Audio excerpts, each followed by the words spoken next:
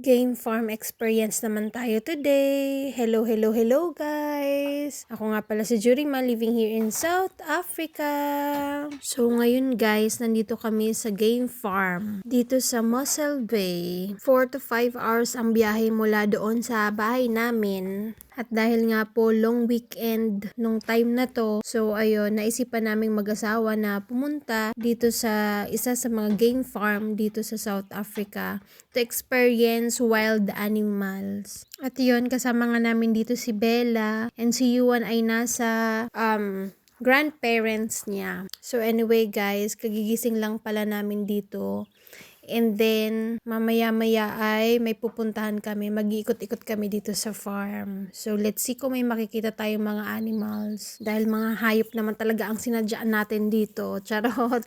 So, ayun na nga, may nakita tayong springbok dito. Kung alam nyo yung larong rugby, springbok ang tatak ng South Africa. Dahil yan ang kanilang pambansang hayop dito sa South Africa. And also, dumako naman tayo dito sa hippo. Pero hindi siya nagpakita. Nandito lang sila sa tubig. Dahil sabi nila, sensitive daw sa araw ang mga balat ng hippo. So, madali silang masunog sa araw.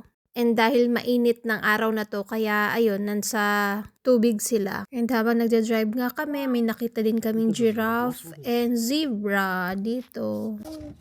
See how dark that one is compared to this one. There's two different giraffes. The one on the dark one is a Maasai giraffe, and the one on the right one. So dito naman po tayo ngayon sa mga leon. And akala namin ay may hirapan kaming hanapin sila. But suddenly, Bella Pai, he likes you. Bella Pai. nung nakita niya si Bella Pai ay bigla na lang siyang tumakbo from afar. Buti na lang talaga matataas ang fence, kung hindi ay lapa na ngayon si Bella. Di ko nga na-videohan at sobrang bilis talaga. Kaya wag lang talaga magkakamaling isabit-sabit ang kamay at nako, putol yan. Bella Pai, it's you. Look at the two. At binabantayan nga ng leon si Bella. Feeling ng mga leon ay pagkain siya. And kapag nag-aano ka daw, ang tawag doon, yung para nag-pretend ka na disable like pilay, bigla na lang daw silang maglalapit or tatakbo sa'yo. Kasi feeling nila hindi ka makakatakbo, tapos pagkain ka, ganun. At dito nga kahit nakatalikod na si Bella ay nakatingin pa rin sa kanya yung leon at binabantayan pa rin siya. Si Bella lang pala ang magpapalapit ng leon sa amin. Sabi ni Bella sa akin, nanginig daw siya. Akala niya ikakainin na siya. And I almost got if the parents are around, lions are They're not, no because chance. the rhino is like a tank, right? Pabalik na pala kami dyan sa aming tent dahil as you can see ay maggagabi na siya. And habang pabalik nga kami dyan, nadaanan pa din namin yung mga giraffe dito sa daanan. Ang galing lang kasi hindi mo na siya kailangan na hanapin pa kasi makikita mo na siya while you're driving. Ito pala yung tent na tinutuluyan namin dito sa camp. As you can see ay malaki siyang tent. And sa side na to ay 4 tent lang ang meron sila kaya hindi siya crowded. So hindi maingay. Talagang marerelax ka dito. And dahil linggo ngayon, so ayun, na-invite kami na mag-join sa church ng mga staff dito sa farm. Ito pala yung itsura ng tent side dito sa farm. So it's around 10 to 15 minutes away from the entrance, from the lounge. So after nga naming magsimba dyan, ay dumiretso kami sa lodge para mag-lunch. Dahil hindi naman kami nag-breakfast, so ayun, gutom na kami this time.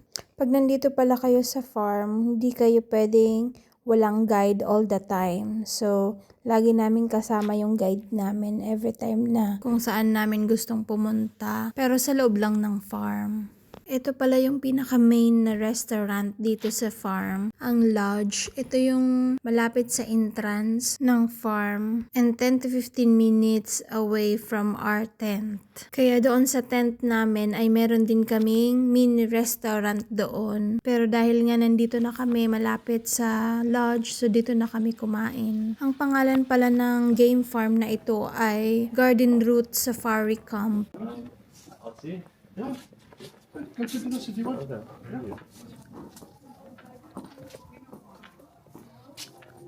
So, after nga naming mag-lunch dyan, ay naisipan namin na mag-ikot-ikot ulit dito sa farm. And as you can see, nakabalot kami ngayon dahil sobrang windy niya at sobrang lamig.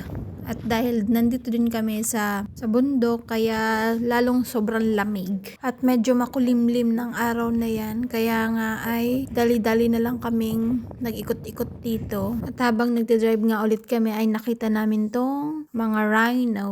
3 pa lang ang rhino dito sa farm. And lagi silang magkakasama kung saan man sila maglakad-lakad. And then dito ulit kami sa mga lions. Mag-little picnic muna kami and then go back to our tent after.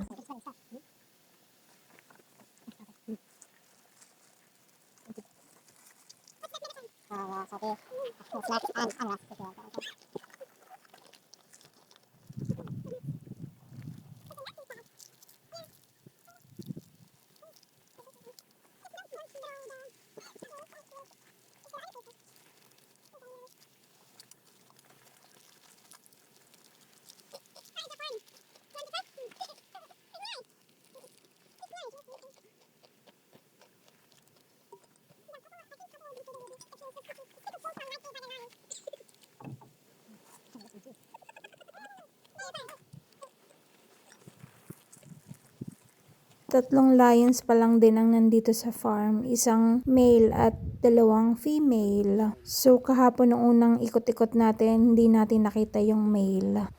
And this is the day that we will gonna go home. So, ito nga po pala yung mini restaurant nila dito sa tent side. Maliit lang siya kasi 3 tents lang naman ang meron dito. 3 or 4, something like that. So anyway guys, dumating na nga ang araw ng aming pag-alis. So back to reality na naman ang mga person. So hanggang dito na lang ulit. Maraming salamat guys. Ingat po tayong lahat. Bye-bye!